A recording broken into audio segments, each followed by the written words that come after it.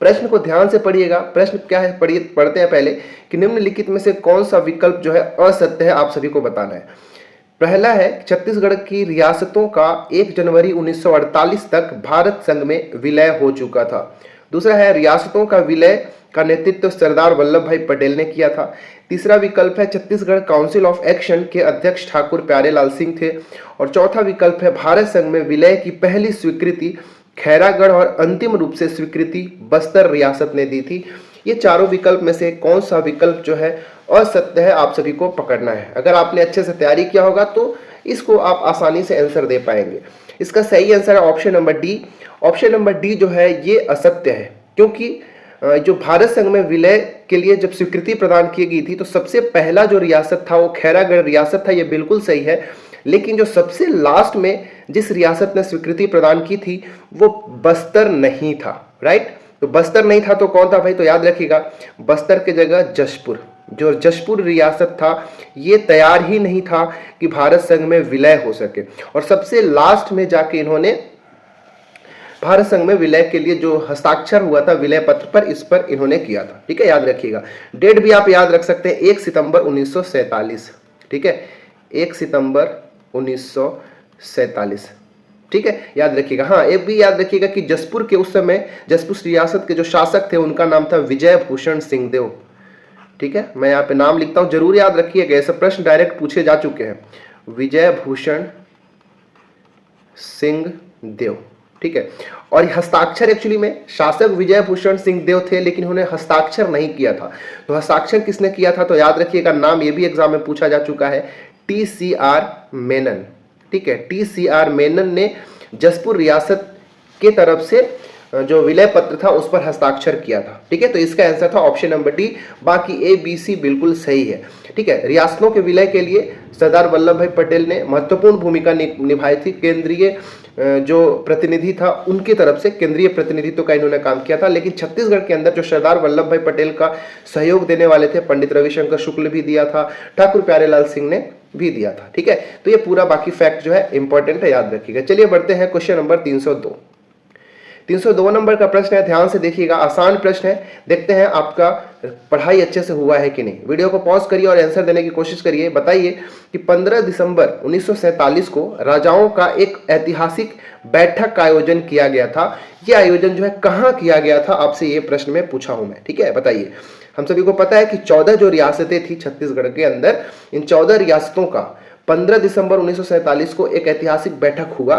ठीक है, इसमें कई सारे जो नेता थे शामिल हुए थे, केंद्रीय कुछ अधिकारी पदाधिकारी भी शामिल थे, कुछ प्रांतीय पदाधिकारी भी शामिल थे। ठीक है, अगर देखा जाए तो केंद्रीय पदाधिकारियों में नाम आप जरूर याद रखिएगा, सरदार वल्लभ भाई पटेल, सरदार, मैं शॉर्ट में लिखता हूं, सरदार वल्लभ भाई पटेल। ठीक है, ये शामिल थे। और सचिव के रूप में, केंद्रीय पदाधिकारी के रूप में VP मेनन थे। ठीक है, VP मेनन। वहीं पे अगर प्रांतीय पदाधिकारी के रूप में देखा जाए तो गवर्नर के तौर पे, ये भी एग्जाम में पूछा जा चुका है, याद रखिएगा कि ये जब बैठक हुआ तो गवर्नर के तौर पे कौन थे, तो मंगल दास पकवासा।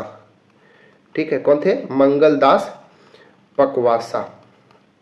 ठीक है, और मुख्यमंत्री जो थे उस समय कौन थे, मध्य प्रांत के, हम सभी को पता है, पंडित रविशंकर शुक्ल। पंडित रविशंकर शुक्ल। तो इन सभी का नाम आप सभी को अच्छे से याद रखना है। हाँ, अब इसका ऐतिहासिक बैठक आयोजन हुआ कहाँ था, तो याद रखिएगा ऑप्शन नंबर बी बिल्कुल सही हो जाएगा, नागपुर में इस ऐतिहासिक बैठक का आयोजन किया गया था। ठीक है, चलिए तीसरा प्रश्न देखते हैं। तीसरा प्रश्न को ध्यान से पढ़िए कि छत्तीसगढ़ की सबसे बड़ी रियासत कौन सी थी, बताना है, कांकेर, खैरागढ़, सरगुजा या फिर बस्तर, बताना है। ठीक है, सब राइट, इसका आंसर है ऑप्शन नंबर डी। याद रखिएगा ये वन लाइनर है। बस्तर जो है ये छत्तीसगढ़ की सबसे बड़ी रियासत थी, जो कि 13,062 वर्ग किलोमीटर में फैला हुआ था। ठीक है, याद रखिएगा। ये जो बस्तर रियासत थी, इसके संस्थापक कौन थे, ठीक है, इसको तो मैं कई बार बता चुका हूं। अच्छा ठीक है, इसको आप कमेंट करके बताइएगा कि जो बस्तर रियासत था उसका संस्थापक कौन थे।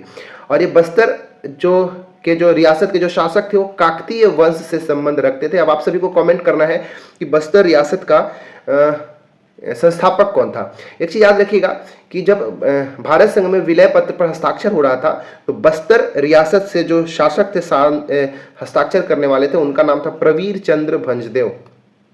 ठीक है, कौन, प्रवीर चंद्र भंज देव। ठीक है, याद रखिएगा। चलिए बढ़ जाते हैं क्वेश्चन नंबर 304। 304 नंबर का प्रश्न है, स्क्रीन पर ध्यान से पढ़िएगा कि सिहावा क्षेत्र पर अधिकार हेतु बस्तर रियासत और मराठा जो शासक थे या फिर कह लीजिए मराठों के बीच में एक संघर्ष होता है। संघर्ष में कांकेर के किस शासक ने मराठों का साथ दिया था? एक बहुत अच्छा प्रश्न है, ये प्रश्न ऐसे आपसे पूछ सकता है। ठीक है, बताना है। देखिए, सिहावा क्षेत्र पर अधिकार करने के लिए जो बस्तर रियासत थे और जो मराठा थे, दोनों बीच में संघर्ष होता है, युद्ध होता है। अब बताना यह है कि कांकेर का उस समय कौन ऐसा शासक था जो बस्तर रियासत का साथ न देने के बजाय मराठों का साथ दिया था, बताना है। राइट आंसर इसका option number C, Dheeraj Singh. Dheeraj Singh Kanker रियासत के वो शासक थे जिन्होंने मराठों का साथ दिया था, याद रखिएगा। ठीक है, भूपदेव सिंह जो है ये भी कांकेर रियासत के, सभी के सभी ऑप्शन जो है कांकेर रियासत के शासकों का नाम है। इसका आंसर ऑप्शन नंबर सी था, लेकिन जो ऑप्शन नंबर बी है भूपदेव, ठीक है, इनके बारे में याद रखना है कि 1809 में, सन 1809 में मराठों का भूपदेव सिंह पर आक्रमण होता है। इनके शासनकाल में मराठों का आक्रमण होता है, क्योंकि ये जो भूपदेव सिंह जो थे, ये जो भूपदेव थे, इन्होंने इस बार मराठों का साथ न देके बस्तर रियासत के जो शासक थे उनका साथ दे दिया था, इसलिए मराठों ने इन पर हमला किया था, आक्रमण किया था, याद रखना है। ठीक है, चलिए बढ़ते हैं 305वां नंबर। अच्छा, एक चीज ये भी याद रखिएगा, क्योंकि मैं भारत संघ में विलय पत्र पर हस्ताक्षर वाला ये पॉइंट कई बार से एग्जाम में पूछा जाता है, तो याद रखिएगा जो भानु प्रताप देव थे ना, इन्होंने विलय पत्र पर हस्ताक्षर किया था। ठीक है, और जो भानु प्रताप देव थे ये प्रिंस ऑफ चैम्बर्स के सदस्य थे। ठीक है, प्रिंसेस ऑफ चैम्बर के सदस्य थे, आप सभी को याद रखना है, ऐसे एग्जाम में प्रश्न पूछा जा सकता है। ठीक है, चलिए बढ़ते हैं। 305वां प्रश्न है कि कांकेर रियासत के किस शासक ने भूमकाल विद्रोह के समय अंग्रेजों की सहायता की थी? आप सभी को पता होना चाहिए, भूमकाल विद्रोह सन 1910 में हुआ था। इसका नेतृत्व किसने किया था? गुंडाधुर के द्वारा भूमकाल विद्रोह का नेतृत्व किया गया था, ये आप सभी को बहुत अच्छे से पता होना चाहिए। अब बताना है कि कांकेर रियासत का कौन ऐसा शासक था जो भूमकाल विद्रोह में अंग्रेजों का सहायता दिया था? कोमल देव, भानु प्रताप देव, रहीपाल देव या फिर भूपदेव? क्या इसका सही आंसर है? Option number A is the right answer, Komal Dev. इन्होंने ही अंग्रेजों का साथ दिया था। ठीक है, अच्छा, जो बस्तर रियासत थी, ठीक है, उस समय मतलब बस्तर रियासत के किस शासक के समय भूमकाल विद्रोह हुआ था? क्वेश्चन आपसे ये पूछ रहा हूं। ठीक है, भूमकाल विद्रोह 1910 में हुआ था। बताना है कि उस समय बस्तर रियासत के शासक कौन थे भूमकाल विद्रोह के समय? बहुत ही इंपॉर्टेंट प्रश्न है, एग्जाम में पूछा गया है। राइट, चलिए बढ़ जाते हैं 306 नंबर का प्रश्न। ध्यान से पढ़िएगा प्रश्न को, क्या है प्रश्न, ध्यान से देखिए। प्रश्न है कि राजनांदगांव को रियासत का दर्जा किसके शासन काल में मिला था? ठीक है, बताइए। प्रहलाद दास के समय, महंत हरिदास समय, या फिर महंत घासीदास के समय, या फिर महंत बलराम दास के समय? बताइए किसके समय में राजनांदगांव को रियासत का दर्जा प्रदान किया गया था? राइट आंसर है option number C, Mahant Ghasidas ji के समय जो राजनांदगांव रियासत है उसको रियासत का दर्जा पहली बार तो प्राप्त हुआ था। ठीक है, अच्छा, ये जो राजनांदगांव रियासत है इसका संस्थापक कौन है? कई बार से ये भी पूछता है, तो याद रखिएगा जो प्रहलाद दास हैं इनको इस राजनांदगांव के रियासत का आदि संस्थापक माना जाता है। वहीं जो हरिदास हैं इनको वास्तविक संस्थापक के रूप में कह सकते हो। ठीक है, संस्थापक अगर केवल पूछ दे तो महंत हरिदास का नाम टिक करिएगा, लेकिन आदि संस्थापक पूछ दे तो प्रहलाद दास जी का नाम याद रखिएगा। ये जो राजनांदगांव के रियासत के जो शासक होते थे वो बैरागी वंश से संबंध रखते थे। ठीक है, इस वंश से, बैरागी वंश से संबंध रखते थे। ठीक है, चलिए बढ़ते हैं अब आगे 307वें नंबर का प्रश्न। प्रश्न है कि राजनांदगांव रियासत के किस शासक ने अफगान युद्ध में अंग्रेजों की सहायता की थी? ये बहुत ज्यादा इंपॉर्टेंट प्रश्न होता है। ठीक है, पहली बात तो आपको पता होना चाहिए कि अफगान युद्ध हुआ कब था, तो आपको याद होना चाहिए ये अफगान युद्ध 1878-79 के आसपास हुआ था। ठीक है, उस समय जो गवर्नर जनरल कौन था आपको भी याद रखना चाहिए, तो उस समय थे लिट्टन थे। ठीक है, लॉर्ड लिट्टन। तो लॉर्ड लिट्टन के ही एक्चुअली में सहायता करने के लिए इन्होंने सहायता भेजी थी। तो नाम बताना है कि राजनांदगांव रियासत के वो शासक कौन थे जिन्होंने अफगान युद्ध में मदद की थी अंग्रेजों की? बताइए। इसका राइट आंसर है ऑप्शन नंबर ए, महंत घासीदास। ठीक है, महंत घासीदास ने सहायता प्रदान की थी और इसके लिए उन्होंने 1,10,000 रुपए की आवश्यक सामग्री के रूप में मदद किया था उन्होंने अंग्रेजों को। ठीक है, 308वां प्रश्न देखते हैं। प्रश्न है कि राजनांदगांव रियासत के शासक महंत घासीदास के बारे में निम्न में से कौन सा कथन सत्य नहीं है? महंत घासीदास संग्रहालय रायपुर की स्थापना 1875 में महंत घासीदास ने कराया था। दूसरा विकल्प, राजनांदगांव रियासत के राजमहल की भी स्थापना महंत घासीदास ने कराया था। क्या सही है क्या? तीसरा विकल्प, इनके काल में 1879-80 में शेवता ठाकुर ने बेगार विरोधी आंदोलन किया था। या चौथा विकल्प, ये बीएनसी मिल संचालक बोर्ड के अध्यक्ष थे। बताइए कौन सा विकल्प सत्य नहीं है? तो ऑप्शन नंबर ए बिल्कुल सही है। बिल्कुल महंत घासीदास संग्रहालय जो रायपुर के अंदर है उसकी स्थापना इन्होंने कराया था। राजनांदगांव रियासत की जो महल थी राजनांदगांव में उसका भी स्थापना कराया था। और बेगार विरोधी आंदोलन भी महंत घासीदास के समय हुआ था। याद रखिएगा डी विकल्प जो है कि ये बीएनसी मिल के संचालक बोर्ड के अध्यक्ष थे, ये विकल्प जो है बिल्कुल गलत है। ठीक है, तो बीएनसी मिल के संचालक बोर्ड के अध्यक्ष कौन थे? तो याद रखिएगा महंत घासीदास के जो उत्तराधिकारी हुए जिनका नाम था क्या? महंत बलराम दास। ठीक है, जो कि महंत घासीदास के पुत्र थे। वो जो थे इस बीएनसी मिल संचालक बोर्ड के अध्यक्ष थे। ठीक है, चलिए तो इसका आंसर भी आप सभी को पता हो ही गया होगा। बीएनसी मिल आप सभी को पता है कि ये कहाँ है? राजनांदगांव के अंदर है। ठीक है, जिसका स्थापना कब हुआ था? 1892 के समय महंत बलराम दास जी के शासनकाल में हुआ था। ठीक है, चलिए बढ़ते हैं 309वां प्रश्न। 309वां प्रश्न को ध्यान से देखिएगा। प्रश्न है कि बंगाल नागपुर कॉटन मिल, जिसको हम शॉर्ट में बीएनसी मिल कहते हैं, मुझे लगता है इसका आंसर जो है मैं ऑलरेडी अभी पिछले प्रश्न में दे दिया, आप सभी इसका दे पाएंगे। बताइए कि बीएनसी मिल जो कि राजनांदगांव में है उसकी स्थापना किसके शासनकाल में हुई थी? तो इसका आंसर बता दिया मैंने, ऑप्शन नंबर बी, महंत बलराम दास जी के समय में हुआ था। कब? तो 1892 में, 1892 में इसकी स्थापना की गई थी। ठीक है, और बलराम दास जी जो थे वो बीएनसी मिल के जो बोर्ड था उसके अध्यक्ष भी यही थे। ठीक है, एक चीज ये भी याद रखिएगा ना कि जो महंत बलराम दास जी थे इनके शासनकाल में ही अंग्रेजी माध्यम विद्यालय की स्थापना हुई थी। ठीक है, इंग्लिश मीडियम स्कूल की स्थापना भी हुआ था। ठीक है, यह प्रश्न भी आपसे पूछा जा सकता है। चलिए 310 नंबर का प्रश्न देखते हैं कि राजनांदगांव रियासत के किस शासक को ब्रिटिश सरकार ने सरकारी धन के दुरुपयोग करने के आरोप में निष्कासित कर दिया था? महंत सर्वेश्वर दास, महंत राजेंद्र दास, महंत बलराम दास या फिर महंत दिग्विजय दास? क्या इसका सही आंसर होगा? आप सभी को बताना है। राइट आंसर है इसका ऑप्शन नंबर ए, महंत सर्वेश्वर दास जो है इनको जो है निष्कासित कर दिया गया था ब्रिटिश सरकार के द्वारा, ऐसा बोलकर कि ये जो सरकारी धन है उसका ये दुरुपयोग कर रहे हैं। कब? तो 1933 की घटना है, 1933 की ये घटना है, आपको याद रखिएगा। ठीक है, फिर जो सर्वेश्वर दास हैं उनकी पत्नी का नाम हुआ जयंती बाई, ये नाम याद रखिएगा क्योंकि आगे ये पॉइंट यहाँ पे आने वाला है। ठीक है, महंत सर्वेश्वर दास जो है इनकी पत्नी का नाम क्या हुआ? जयंती बाई। इन दोनों के एक पुत्र हुए जिनका नाम था दिग्विजय दास। ठीक है, क्या नाम है? दिग्विजय दास, जो कि ऑप्शन नंबर डी में है।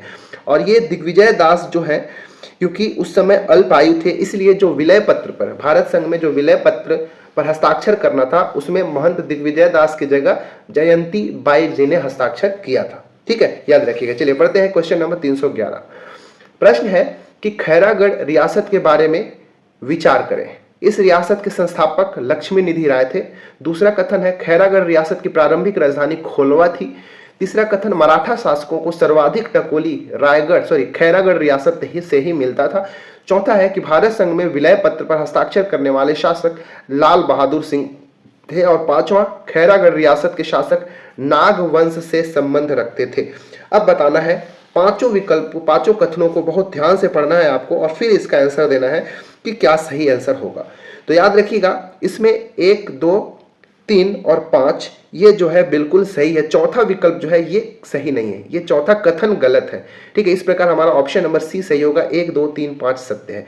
गलत क्यों हो गया? कि जब भारत संघ में विलय पत्र पर हस्ताक्षर हुआ था तो उस समय जो खैरागढ़ रियासत के जो शासक थे वो लाल बहादुर सिंह नहीं थे। ठीक है, तो कौन थे भाई? याद रखिएगा, तो वीरेंद्र बहादुर सिंह थे। ठीक है, वीरेंद्र बहादुर सिंह। ठीक है, वीरेंद्र बहादुर सिंह थे, तो इसका आंसर भी याद रखिए। वही वीरेंद्र बहादुर सिंह जिनकी पुत्री का नाम इंदिरा था और उन्हीं के नाम पर इंदिरा कला एवं संस्कृति इंदिरा गांधी कला और संगीत विश्वविद्यालय की स्थापना की गई थी। ठीक है, याद रखिएगा। तो इसका आंसर आप सभी को पता हो क्या होगा। और चलिए बढ़ते हैं क्वेश्चन नंबर 312 की ओर। 312 नंबर का प्रश्न है कि निम्न कथनों पर विचार करें। 1490 में लक्ष्मी निधि राय ने मंडला नरेश संग्राम सिंह को पराजित किया कर खैरागढ़ रियासत की स्थापना की थी। दूसरा कथन है कि 1740 में खैरागढ़ शासक श्याम राय ने लांजी के जमींदार के विरुद्ध मंडला के राजा महाराज शाह की सहायता की थी। ठीक है, अब बताना है कि दोनों में से कौन सा कथन सत्य है या फिर दोनों सत्य है। तो इसका राइट आंसर है ऑप्शन नंबर सी, 1 और 2 दोनों के दोनों कथन सत्य है। पहला कथन बिल्कुल सत्य है क्योंकि लक्ष्मी निधि राय ने ही मंडला के नरेश जो संग्राम सिंह थे उनको पराजित किया था 1490 में और खैरागढ़ रियासत की स्थापना किया था। ठीक है, दूसरा कथन भी सही है क्योंकि 1740 में जो खैरागढ़ के शासक थे जिनका नाम था श्याम राय, इन्होंने लांजी के जमींदार जो था उनके विरुद्ध में मंडला के जो राजा थे महाराज शाह उनकी सहायता की थी और इसके बदले में जो महाराज शाह थे उन्होंने श्याम राय को कहा था कि आप जो खैरागढ़ की रियासत है उसको आप विस्तृत कर सकते हैं, उसके लिए अनुमति भी प्रदान किया था उसके पुरस्कार स्वरूप। ठीक है, तो इसका आंसर ऑप्शन नंबर सी, 1 और 2 दोनों सही है। राइट, 313 नंबर का प्रश्न स्क्रीन के ऊपर ये रहा। प्रश्न है कि निम्नलिखित में से कौन सा विकल्प सुमेलित नहीं है। देखिए यहाँ पे जो चारों विकल्प है, एक साइड देसी रियासत है और दूसरे साइड में संस्थापकों का नाम दिया गया है, कौन सा जोड़ी सुमेलित नहीं है आप सभी को बताना है। देखिए छुई खदान जो रियासत है इसके संस्थापक महंत रूपदास हैं, बिल्कुल सही है। ठीक है, कोरिया रियासत जो है इसके संस्थापक धारामल सिंह है, बिल्कुल राइट है। तीसरा है रायगढ़ जो रियासत है उसके संस्थापक नरेंद्र साय नहीं है, इसीलिए हमारा ऑप्शन नंबर सी सही होगा, ये सुमेलित नहीं है। चौथा जो है राजनांदगांव, इसके जो संस्थापक है महंत हरिदास है, ये भी सही है। सी ऑप्शन ही गलत था। जो रायगढ़ रियासत है उसके संस्थापक नरेंद्र साय नहीं, कौन थे तो मदन सिंह। ठीक है, मदन सिंह के द्वारा इस रायगढ़ रियासत की स्थापना की गई थी, याद रखिएगा। कुछ और भी प्रश्न जो है स्थापना से पूछा जाता है तो आप नोट करके रख लीजिएगा। जैसे जो बस्तर रियासत है, ठीक है, बस्तर रियासत के संस्थापक कौन थे, मैंने पीछे प्रश्न भी पूछा था, उम्मीद है आपका सही हुआ होगा, अन्नम देव। ठीक है, अन्नम देव ने स्थापना किया था और एक काकतीय वंश से संबंध रखते हैं। उसी तरह कांकेर का भी पूछा जाता है कि कांकेर रियासत के संस्थापक कौन थे, नाम याद रखना है सिंहराज। कौन, सिंहराज। इसके बाद एक और याद रखिएगा, खैरागढ़ रियासत के संस्थापक कौन थे तो लक्ष्मी निधि राय। तो ये पिछले प्रश्न में हमने 2-3 प्रश्नों में इसको देखा ही, लक्ष्मी निधि राय। ठीक है, चलिए बढ़ते हैं। 314 नंबर का प्रश्न है, इसको भी ध्यान से देखिएगा, अच्छा प्रश्न है कि जो उदयपुर रियासत के से विलय पत्र पर हस्ताक्षर किसने किया था। ठीक है, उदयपुर रियासत जो थी उस रियासत से किसने विलय पत्र पर हस्ताक्षर किया था, आप सभी को बताना है। Option number B, Chandrachud Pratap Singh Dev. ठीक है, चंद्रचूड़ प्रताप सिंह देव जो है इन्होंने उदयपुर रियासत से विलय पत्र पर हस्ताक्षर किया था। ठीक है, और जो रामानुज प्रताप सिंह देव जो है ये कोरिया, ठीक है, जो कोरिया रियासत है जो कि वर्तमान में हमारा कोरिया जिला है, ठीक है, वहां से इन्होंने हस्ताक्षर किया था। इसके बाद सी जो है रामानुज शरण सिंह देव, इन्होंने सरगुजा से, जो सरगुजा रियासत है वहां से हस्ताक्षर किया था। और लीलाधर सिंह जो है ऑप्शन नंबर डी, ये शक्ति से, ठीक है, जो शक्ति रियासत है वहां से इन्होंने हस्ताक्षर किया था। ठीक है, चलिए बढ़ते हैं। और हमने राजनांदगांव के बारे में देख ही लिया था, एग्जाम में पूछता है, रानी जयंती देवी ने किया था। और एक पूछा जाता है कि जशपुर में, ठीक है, जो जशपुर रियासत है वहां से किसने साइन किया था, तो इसका भी हमने देख लिया था, TCR मेनन के द्वारा किया गया था। राइट, चलिए बढ़ते हैं। 315 नंबर का प्रश्न है कि छुई खदान रियासत के शासक किस वंश से संबंध रखते थे, नागवंश, सोमवंश, बैरागी वंश या फिर रक्सेल वंश। बहुत अच्छा प्रश्न है। ठीक है, याद रखिएगा ऑप्शन नंबर सी। ठीक है, छुई खदान रियासत के जो शासक थे वो बैरागी वंश के होते थे। ठीक है, नागवंश के कौन होते थे, तो याद रखिएगा खैरागढ़ के जो रियासत के जो शासक होते थे, ठीक है, वो नागवंश से संबंधित होते थे। कांकेर रियासत के जो शासक होते थे वो सोमवंशी होते थे। और जो सरगुजा रियासत के जो शासक थे वो किसके, रक्सेल वंश से संबंध रखते थे।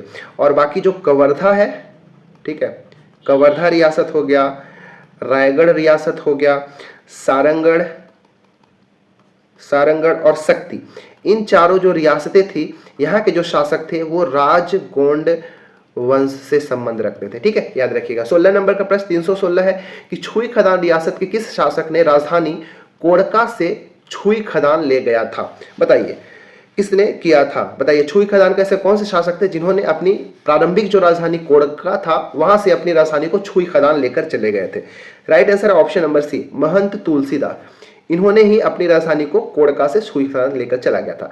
तो याद रखिएगा, छुई खदान रियासत जो थी उनकी जो प्रारंभिक राजधानी थी वो कहाँ थी भाई, तो राजधानी थी कोड़का। ठीक है, याद रखिएगा। और इसको बनाया किसने था, तो महंत जो रूपदास हैं जिन्होंने छुई खदान रियासत की स्थापना की थी, उन्होंने ही अपनी प्रारंभिक राजधानी जो है कोड़का बनाया था। ठीक है, याद रखिएगा। हाँ, महंत ऋतुपर्ण किशोर दास, यहाँ पे ऑप्शन नंबर डी जो है याद रखिएगा, इन्होंने ही विलय पत्र पर हस्ताक्षर किया था। ठीक है, विलय पत्र पर हस्ताक्षर किसने किया था, महंत ऋतुपर्ण किशोर दास ने, जो कि छुई खदान के रियासत थे। ठीक है, चलिए बढ़ते हैं आगे।